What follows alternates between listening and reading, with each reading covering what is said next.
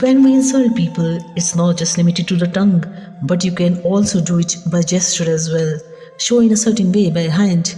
Let's just give you an example. Someone has a disability, they can't walk properly. You don't say nothing to them, but you are walking in a funny way to ridicule them. That's also forbidden from this verse as well. La yaskhar minkum, that you are looking at someone's negative trait and you are making fun of that.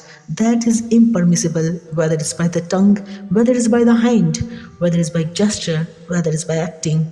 If we see something negative in somebody, to highlight that in any way is impermissible in Islam, but is done with the intention of insulting, ridiculing, defaming, to make people feel bad about themselves. So this is absolutely impermissible in Islam. I also add this as well, which is common amongst our society, especially amongst us all that are born here.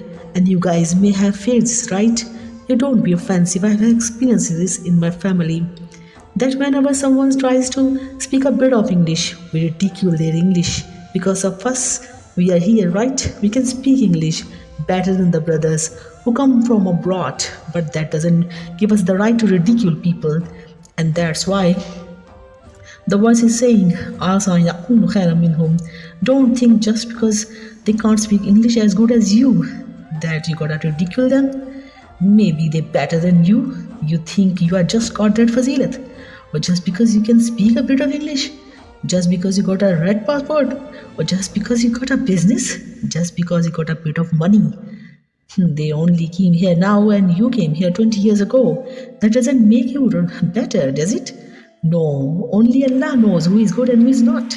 And I hope and pray that someone listens to this. Then they will pluck up the courage to go to the people and offer an apology and say, I'm sorry. If I ever made you feel like that, I'm sorry. And I will just offer an apology. An apology will go a long way, inshallah.